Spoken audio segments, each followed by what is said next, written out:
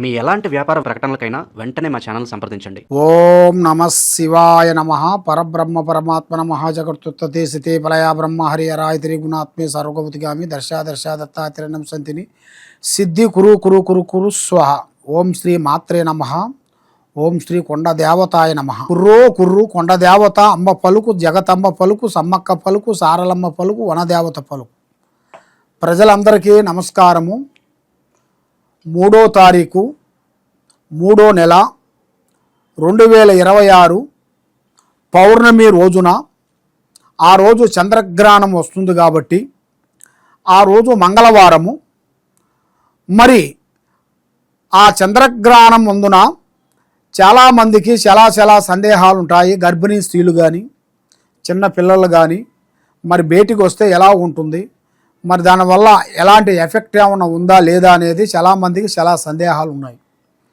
కాబట్టి గర్భిణీ స్త్రీలు చాలా జాగ్రత్తగా ఉండాలి. గర్భిణీ స్త్రీలు వాళ్ళు వంట వండేటప్పుడు ఎక్కువ శాతము కూరగాయలని ఎక్కువగా కట్ చేయకూడదు.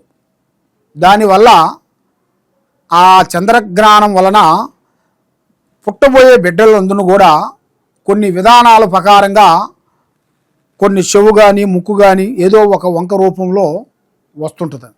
కాబట్టి ఆ రోజున ఏది 3వ తారీఖు 3వ నెల 2026 ఆ రోజు పౌర్ణమి చంద్రగ్రహణం ముందున గర్భిణీ స్త్రీలు చాలా జాగ్రత్తగా ఉండండి. మరి అదృష్ట బలము, జీవిత బలము, యోగము ఈ 12 రాసుల్లో ఉండవలసిన వాళ్ళందరికీ మళ్ళీ ఇప్పుడు రావలసిన మనకి ఉగాది అనగా నూతన సంవత్సరం. ఈ ఉగాది 19వ తారీఖు 3వ నెల 2026న గురువారం రోజున మనకి వస్తుంది. ఆ గురువారం రోజున శ్రీ పరాభవనామ సంవత్సరం. ఈ శ్రీ పరాభవనామ సంవత్సరమున ఈ నూతన సంవత్సరం అందరికీ శుభాకాంక్షలు. అందరూ ఆరోగ్యంతో ప్రశాంతంగా మనశ్శాంతిగా ఉండాలని మనస్ఫూర్తిగా కోరుకుంటున్నాను. మీ కోయ ద్వారా బిఎల్ శ్రీనివాసరాజు. మరి మీ యోగాన్ని బట్టి, నక్షత్రాన్ని బట్టి ఈ 12 రాసుల్లో ఉండవలసిన వాళ్ళందరికీ ఏ రాశి అందునా, ఏ రాశి నుంచి ఏ రాశి వరకు వాళ్ళ స్థితిగతులు మారుతున్నాయి, వాళ్ళ యోగ నక్షత్రం అనేది ఎంతవరకు వచ్చింది, వాళ్ళ గడియలు ఎంతవరకు నడుస్తున్నాయి, వాళ్ళకి విద్యారంగంలో ఎంతవరకు వచ్చింది, మరి కుటుంబంలో కూడా కళ్యాణం కాకోకుండా చేతికాడుకొచ్చింది దూరం కావటం, మరి ఎన్నో రోజుల నుంచి పెళ్లి కావాల్సిన వాళ్ళు కూడా లేటుగా పెళ్ళిళ్ళు కావటం, మరి వాళ్ళకి విద్యా రంగంలో కూడా చదువులో కూడా చాలామందికి చదువులో కూడా కొంచెం బ్రేక్ కావటం, రాజకీయ విశేషాల్లో కూడా కొన్ని ఇబ్బందికరమైన సమస్యలు కొన్ని రావటం, ఇంట్లో మనశ్శాంతి లేకోకుండా ఉండటం, ఆరోగ్య సమస్యలతో కొంచెం సతమతం కావటం, ఇలాంటి సమస్యలతో చాలామంది సతమతమయ్యే వాళ్ళందరికీ ఇప్పుడు ఈ 12 రాసులకి గురించి నేను చెప్పబోతున్నాను.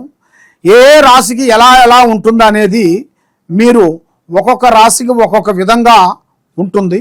మరి అది ఏ రాశికి ఏ టైం నుంచి ఏ టైం వరకు వాళ్ళకి కలిసి వస్తుందో అనేది ఇప్పుడు మనం చెప్పబోతున్నాం.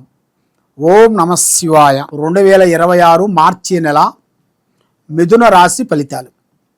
ఈ మిథున రాశిలో ఉండవలసిన వాళ్ళందరికీ అదృష్టము, జీవితము, లలాటకము, యోగము, ధనప్రాప్తి యోగం అనేది ఇలా జాతక యోగంలో ఉంది. అనగా అనుకోకుండా అకస్మాత్తుగా ధనప్రాప్తి యోగం అనేది ఇలా జాతక యోగంలో రాబోతుంది.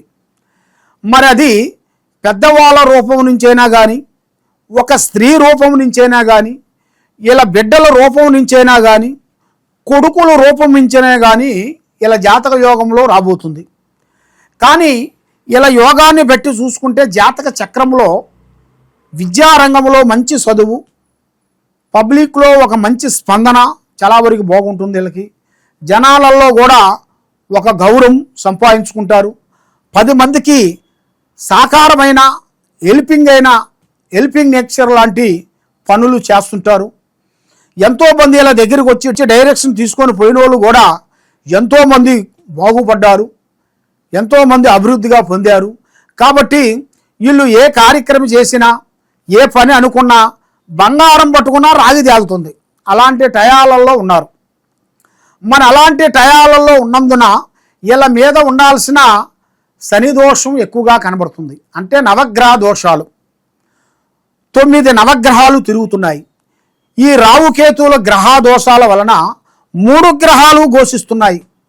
ఈ 3 గ్రహాలు వీళ్ళ మీద ఘోషిస్తున్నాయి కాబట్టి ఈ 3 గ్రహాలకి వీళ్ళు శాంతం చేయించుకుంటే తప్పకుండా వీళ్ళ మీద ఉండాల్సిన దరిద్ర ఘోష, శని ఘోష, నర దిష్టి, చెడు ప్రభావము శాంతవంతం అవుతాయి. మరి ఏం కాదులే, భగవంతుడు ఉన్నాలే, మనకి దేవుడు చూసుకుంటాడని సైలాన్స్గా మనం వదిలేస్తే లేనిపోయిన సమస్యల్లోకి ఇరక్కబోతారు మీరు. కాబట్టి ఎక్కువ స్నేహాలు ఎక్కువగా ఉండకూడదు. ఏదైనా వ్యాపార బిజినెస్లలో సెటిల్మెంట్ అంటారు కదండి, అంటే పార్ట్నర్షిప్ విశేషాల్లో కూడా ఎక్కువగా ఉండకూడదు. ఒక 3, 5 మంది, 7 మంది, 9 మంది ఉండకూడదు. దానివల్ల లేనిపోయిన సమస్యలు కొంచెం వచ్చే మార్గాలు ఉన్నాయి. మీరు ఏది చేసినా సరి సంఖ్య చేయాలి, బేస్ సంఖ్య చేయకూడదు. సరి సంఖ్య అనగా 1, 2, 4, 6, 8, 10 ఇది సరి సంఖ్య అంటారు.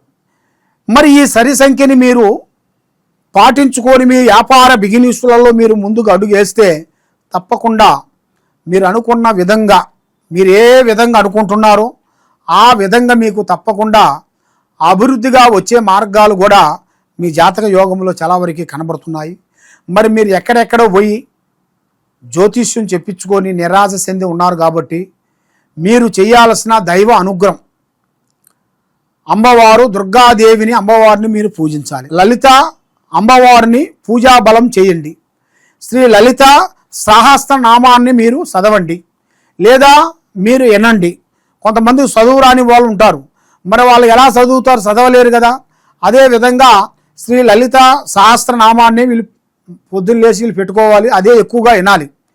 ఆ విధంగా విన్నట్టుకైతే వీళ్ళకి ఆరోగ్యము, మనశ్శాంతి, లక్ష్మీ శాంతి, గృహశాంతి అన్నీ అభివృద్ధిగా పొందే మార్గాలు కూడా చాలా వరకు కొన్ని కనబడుతున్నాయి. కాబట్టి మరి మీరు ఏ కార్యక్రమం అనుకుంటున్నారో, ఏ పని చేయాలనుకుంటున్నారో ఆ కార్యక్రమాలను మీరు తొందరపాటు వల్ల మీకు ఎన్నో నష్టాలు, ఎన్నో ఇబ్బందులు, కొన్ని ఎదురొచ్చే మార్గాలు కూడా చాలా వరకు కొన్ని కనబడుతున్నాయి. కాబట్టి మీ జాతక యోగాన్ని బట్టి చూసుకుంటే మీరు ఎక్కువగా ఎరుపు వస్త్రాలు ఎక్కువగా ధరించకూడదు. అంటే మీరు పూజా కార్యక్రమం చేసేటప్పుడే ఆ ఎరుపు వస్త్రములు వేసుకోవాలి.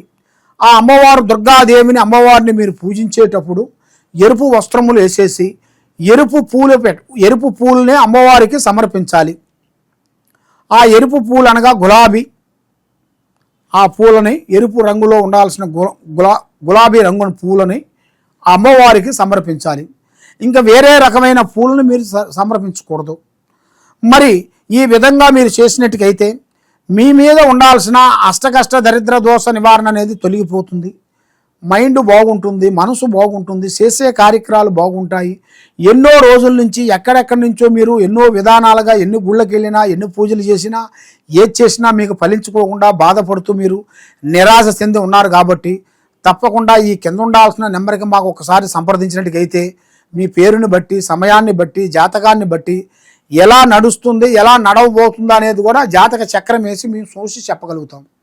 కాబట్టి చాలామంది చాలా విధానాలుగా ఆలోచిస్తుంటారు. మరి ఏ దేవుణ్ణి మేము పూజిస్తే మేము బాగుంటాము, ఏ దేవుని అనుగ్రహాన్ని మేము పొందాలి, మరి మాకు కులదేవతల నుంచి పంచుకుంటుందా, మరి మాకు వేరే దేవుళ్ళ గురించి మాకు ఏమన్నా అభివృద్ధిగా వస్తుందా అన్నట్టుగా చాలామందికి చాలా సందేహాలు చాలా వరకు కనబడుతున్నాయి. కాబట్టి మీ మీద ఉండాల్సిన ఇప్పుడు గ్రహదోష నివారణ ఎక్కువగా ఉన్నాయి. కాబట్టి అవి మీకు శాంతం కావాలంటే తప్పకుండా ఈ కింద ఉండాల్సిన నెంబర్కి మాకు ఒకసారి సంప్రదిస్తే మీ జాతకం ఎలా ఉందో చూసి చెప్పగలుగుతాం. సర్వో జనా సుఖినో భవంతు. ఓం నమః శివాయ నమః.